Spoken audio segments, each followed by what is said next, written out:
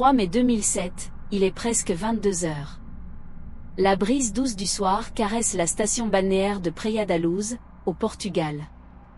Dans un restaurant de tapas, à une 50aine de mètres de leur appartement de vacances, Kate et Jerry McCann dînent avec des amis. L'ambiance est détendue, mais une routine s'est installée. Toutes les 30 minutes, l'un des parents va vérifier les 3 enfants qui dorment. C'est au tour de Kate. Elle quitte la table, traverse la petite cour du complexe Ocean Club. Le bruit des couverts et des conversations s'estompe derrière elle. Le silence se fait, seulement brisé par le bruit lointain des vagues. Elle arrive devant l'appartement 5A. La porte n'est pas fermée à clé, comme ils en ont l'habitude. Elle entre. La chambre des enfants est plongée dans la pénombre. Les jumeaux de 2 ans, Sean et Amélie, dorment paisiblement dans leur lit. Mais le lit de Madeleine, leur fille de 3 ans, est vide. La couverture est repoussée, sa peluche préférée, Cuddle Cat, est toujours là, mais Madeleine a disparu. Le cœur de Kate s'emballe.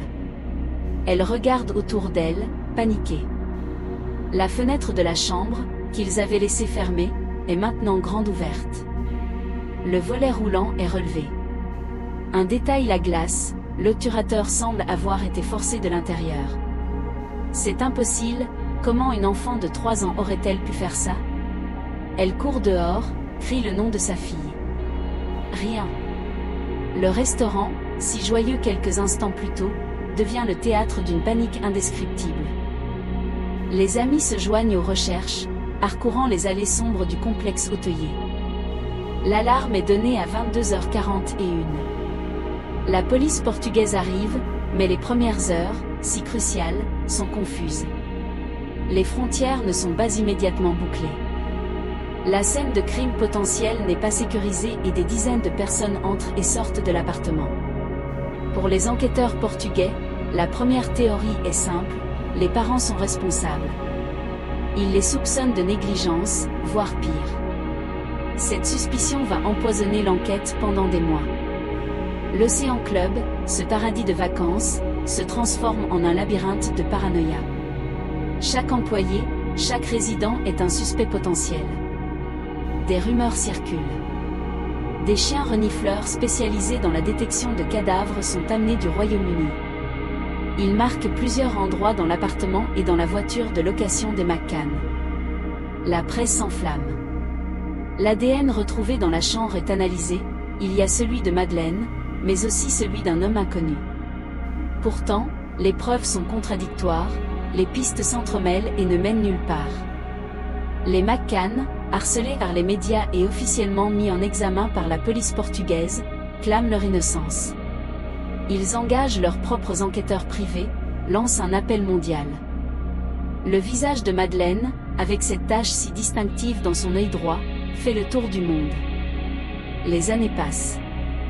L'enquête piétine, passe des mains de la police portugaise à Scotland Yard. Des milliers de signalements sont examinés, des dizaines de suspects interrogés. Puis, en 2020, 13 ans après la disparition, un nouveau nom émerge, Christian Bruckner, un délinquant allemand qui vivait en Algarve au moment des faits. Il est déjà en prison pour d'autres crimes. Son téléphone portable a borné près de l'appartement des McCann le soir de la disparition. La police allemande se dit convaincue qu'il est le meurtrier de Madeleine, même si le corps n'a jamais été retrouvé. Des fouilles sont organisées au Portugal, en Allemagne, dans des jardins, près de barrages. On cherche une preuve, un indice qui pourrait enfin résoudre l'énigme. Aujourd'hui, l'affaire reste non résolue. Christian Bruckner nie toute implication. Les McCann continuent de croire que leur fille pourrait être vivante quelque part.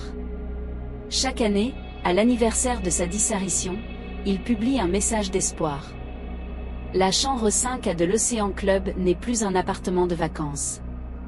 Le silence y est permanent, comme si le temps s'était arrêté ce soir de mai 2007. La fenêtre est fermée. Le lit est vide. Et la question la plus simple reste sans réponse, où est Madeleine? Si vous aimez les enquêtes qui donnent froid dans le dos, abonnez-vous pour ne pas manquer nos prochaines histoires. Merci de nous avoir écoutés.